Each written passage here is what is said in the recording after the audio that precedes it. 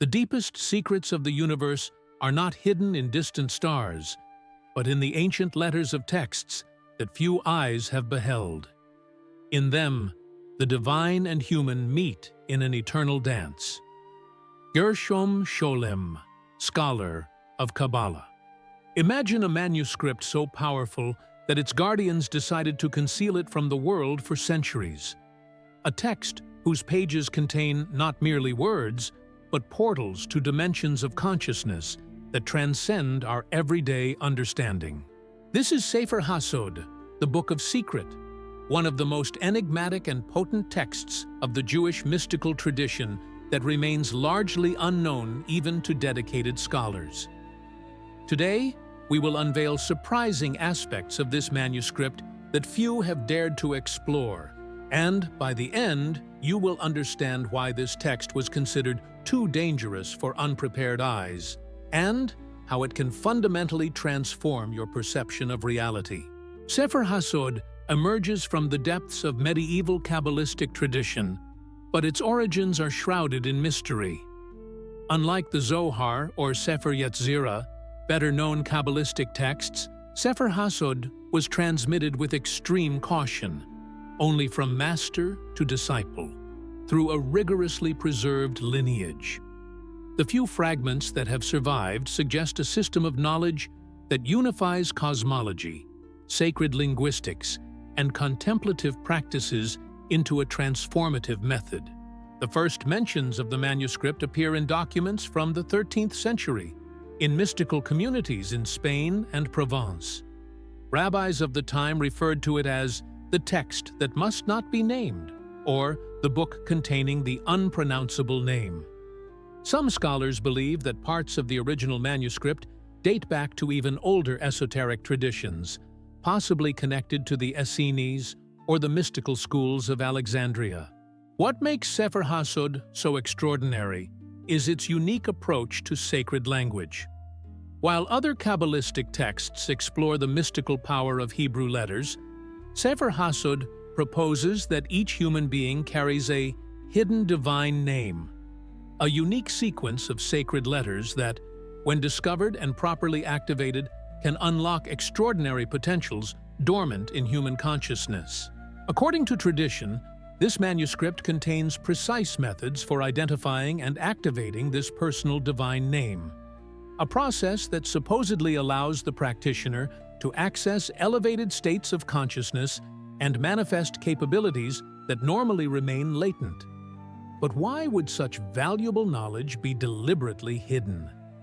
The answer takes us to the heart of one of the greatest dilemmas of the esoteric tradition. Powerful knowledge in the wrong hands can cause incalculable harm. The guardians of Sefer HaSod believed that its content could only be correctly understood by those who had undergone years of ethical and spiritual preparation. But are we ready to rediscover these secrets now? And what would happen if the techniques of Sefer HaSod were applied in the contemporary world?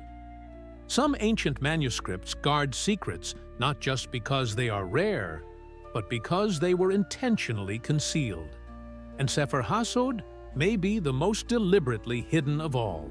At the heart of Sefer HaSod lies a revolutionary understanding of sacred language, not as a mere instrument of communication, but as the very matrix of creation. According to the fragments that have survived, the manuscript proposes that the entire universe is constituted of primordial sound vibrations manifested through the 22 letters of the Hebrew alphabet. The text suggests that each letter is not just a symbol, but a living entity, a cosmic force with its own consciousness. When combined in specific sequences, these letters form names of power capable of directly influencing reality. This conception goes far beyond traditional gematria or the letter permutations found in other Kabbalistic texts. One of the most fascinating concepts in Sefer HaSod is that of Otiot Hanefesh, the letters of the soul. According to the manuscript, each human soul is composed of a unique combination of sacred letters that form a personalized divine name. This name is not arbitrary, but precisely reflects the essence and cosmic purpose of the individual. Discovering and activating this name would be the key to unlocking each person's maximum potential. Rabbi Isaac of Akko, one of the few who had access to parts of the manuscript in the 14th century, wrote, "When I contemplated the techniques of Sefer HaSod, I saw how each human being carries a fragment of the divine name in their very constitution. One who discovers this name within themselves gains dominion over their destiny and becomes a partner with the Creator in the ongoing work of creation." The methods described in the manuscript for discovering this personal name are surprisingly sophisticated. They involve analyses of birth date and time, specific astrological configurations, meditations on recurring dreams, and breathing techniques that alter the state of consciousness. Even more impressive is the system of phonetic mirroring, a technique that allows one to identify unique sound patterns in each person's voice that supposedly reveal their hidden divine name. A partially preserved passage describes, "When the seeker pronounces the 7 sacred vowels in sequence, paying attention to the resonances in their body, the letters of their true name will vibrate like harp strings played by invisible winds. One who has ears to hear will recognize these vibrations as their own eternal name." Another revolutionary aspect of Sefer HaSod is its conception of Lashon HaKodesh, the sacred tongue. Unlike other traditions that consider Hebrew as the original language of creation, the manuscript suggests that there exists a meta-language prior even to Hebrew, a purely vibrational language that transcends written symbols.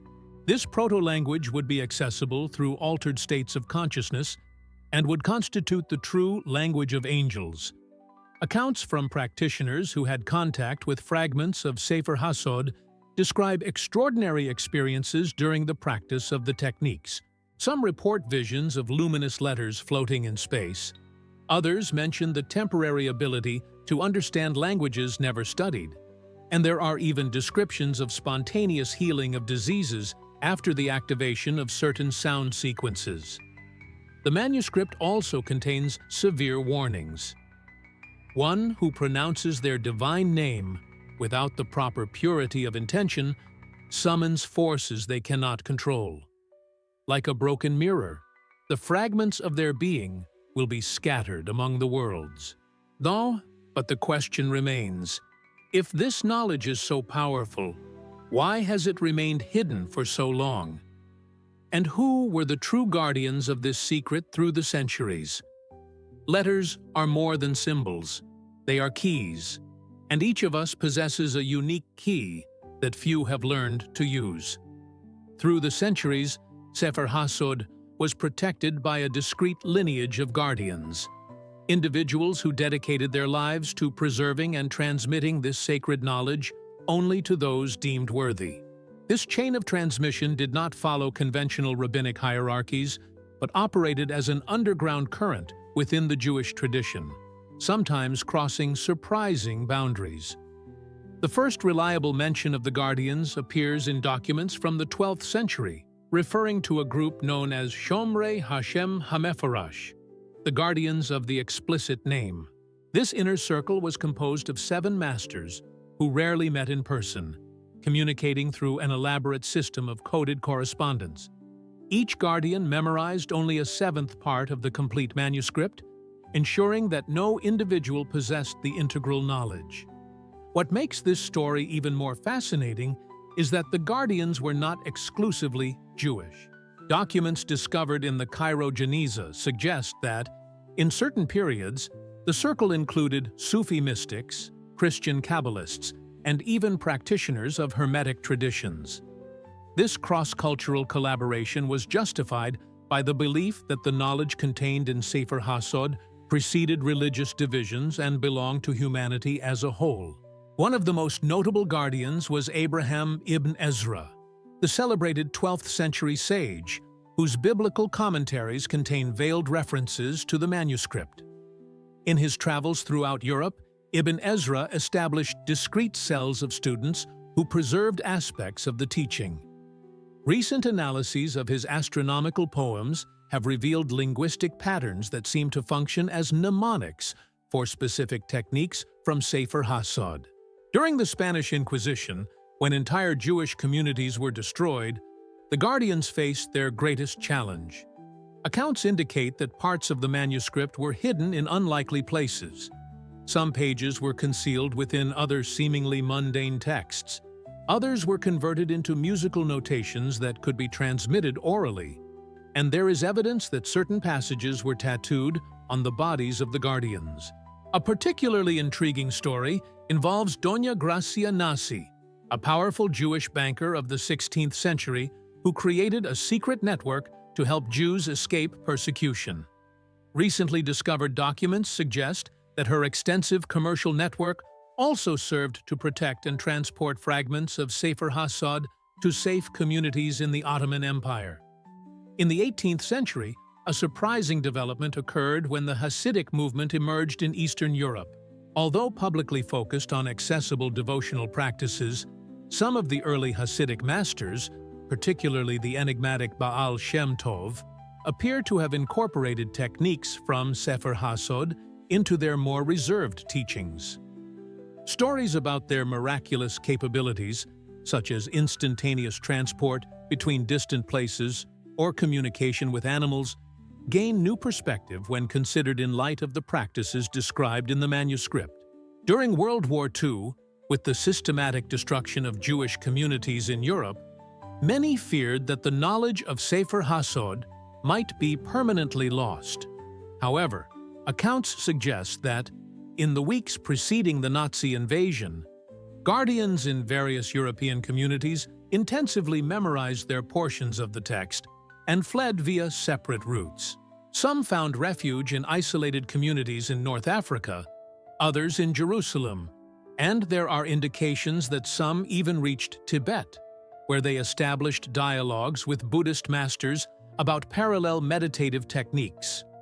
Today, the identity of the current guardians remains a mystery. Some scholars believe they have abandoned the traditional hierarchical structure and disseminated aspects of the knowledge through diverse channels, from academic programs in mystical studies to certain contemporary contemplative practices that apparently have no connection to the Jewish tradition. The question that remains is, why now, after centuries of deliberate concealment, are aspects of this knowledge beginning to emerge? Is it coincidence or part of a larger plan? The true guardians rarely reveal themselves.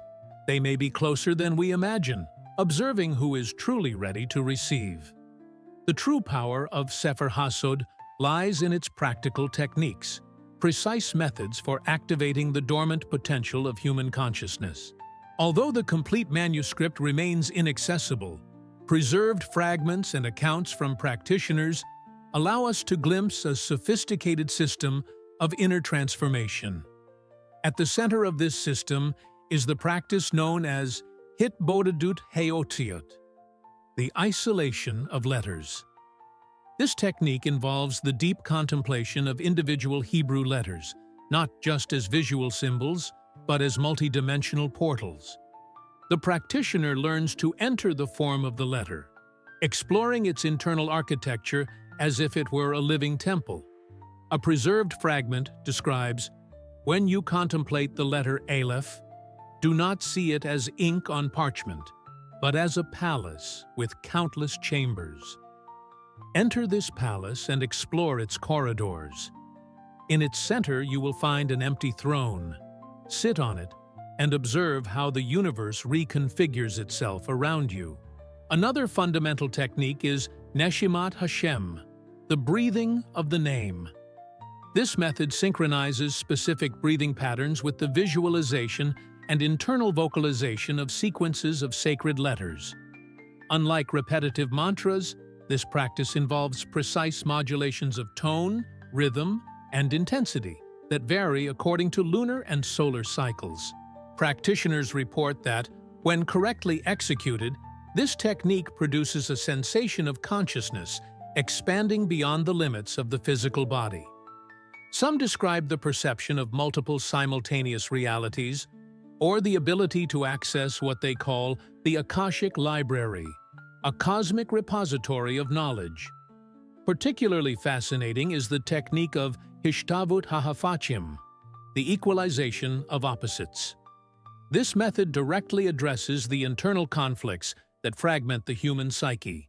The practitioner learns to identify specific polarities in their consciousness, such as fear, courage, love, hate, and to create linguistic bridges between these opposites through sound sequences that harmonize their vibrations. A Kabbalistic master from the 17th century wrote about this technique. When opposites meet and recognize themselves as faces of the same being, a third force is born. Neither this nor that, but something completely new. This force is the true essence of the soul, free from the limitations of duality.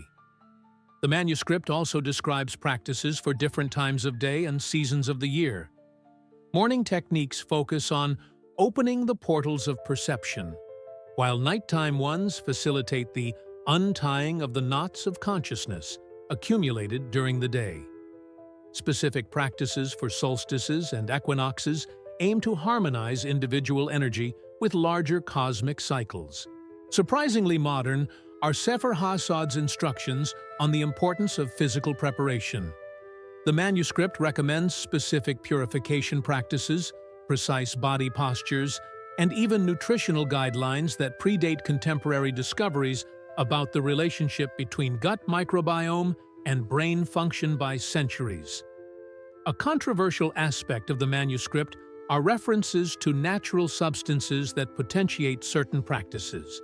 Recent analyses suggest that some of these substances contain psychoactive compounds similar to those found in entheogenic plants. This raises fascinating questions about the role of altered states of consciousness in ancient mystical traditions. Perhaps the most revolutionary element of Sefer HaSod is its approach to time. The manuscript proposes techniques for folding the temporal experience, allowing the practitioner to simultaneously perceive past, present, and future as accessible dimensions of consciousness. This is not presented as clairvoyance, but as a realization of the illusory nature of linear time. An account from an 18th century practitioner describes, "After 40 days practicing the technique of circular contemplation of letters, I realized that time does not flow in a single direction. I saw my birth and my death not as distant points on a line, but as simultaneous events in a sphere of consciousness. In that moment, I understood that I have always been and will always be." These techniques are not presented as miraculous or supernatural, but as systematic methods for accessing capabilities inherent to human consciousness. The manuscript repeatedly emphasizes that these potentials are not special gifts granted to a chosen few, but birthright of every human being. The crucial question is, how could these ancient transformation techniques be applied in the contemporary world? And what would be the consequences of their large-scale dissemination? The most powerful techniques rarely seem impressive at first glance. It is in consistent practice that the ordinary reveals itself as extraordinary. One of the most surprising revelations of Sefer HaSod is its universalist perspective that transcends religious and cultural boundaries. The manuscript suggests that the techniques it describes are not the exclusive property of one tradition, but manifestations of universal principles that appear, in varied forms, in diverse mystical traditions around the world. This inclusive vision is expressed in a preserved passage. The sacred letters speak in many languages and take many forms. What we call Aleph, others call Alpha, Aleph, or Ox.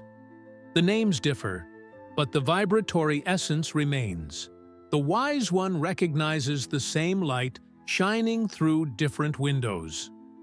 Comparative analyses reveal notable parallels between the techniques of Sefer HaSod and practices from other traditions. For example, the method of letter breathing presents structural similarities with tantric practices of visualizing banjas, seed syllables, in specific chakras. The technique of equalizing opposites echoes the Taoist concept of harmonizing yin and yang, while the practice of entering the letters resembles certain Tibetan visualizations of mandalas. These correspondences raise fascinating questions. Are these similarities the result of direct historical influences or evidence of independent discoveries of the same psychological and spiritual realities? Historical documents suggest that the guardians of Sefer HaSod maintained discreet dialogues with masters of other traditions. There are records of meetings between medieval Kabbalists and Sufis in Andalusia, where techniques of dhikr, divine remembrance through rhythmic repetition of sacred names, were compared with similar Kabbalistic practices. Particularly intriguing is the connection with ancient Egyptian traditions. Fragments of the manuscript make reference to techniques preserved since the days of the Temple of Thoth, suggesting a possible transmission lineage dating back to pre-biblical Egypt. Recent studies of hieroglyphs in certain Egyptian temples have revealed instructions for breathing practices and vocalizations that present structural parallels with techniques described in Sefer HaSod. The connections with shamanic traditions are equally revealing. The manuscript technique known as Merkava Hayotiot, the chariot of letters, which involves visualizing letters as vehicles of transport between dimensions of consciousness, presents notable similarities with Siberian and Native American practices of soul journeying. In both cases, the practitioner uses specific symbolic vehicles to navigate between different levels of reality. A revolutionary aspect of Sefer HaSod is its integration of astronomy and contemplative practices. The manuscript proposes that certain celestial configurations amplify the effectiveness of specific techniques. Contemporary studies on the effects of solar and lunar cycles on human physiology are beginning to offer scientific bases for these ancient correlations. Fascinating also is the relationship with alchemical traditions. The process of inner transformation described in Sefer HaSod follows stages that precisely correspond to the classical phases of the great alchemical work: nigredo, blackening; albedo, whitening; citrinitas, yellowing; and rubedo, reddening. This correspondence suggests a universal symbolic language for mapping the process of psycho-spiritual transformation. The manuscript also presents parallels with Gnostic traditions, particularly in its conception of seed letters that contain potentials of creation. This view echoes the Gnostic concept of divine sparks, imprisoned in matter, that can be released through specific practices. One of the most controversial aspects of Sefer HaSod is its suggestion that these diverse mystical traditions not only share similar principles, but derive from a common source, a primordial proto-tradition that preceded humanity's religious and cultural divisions.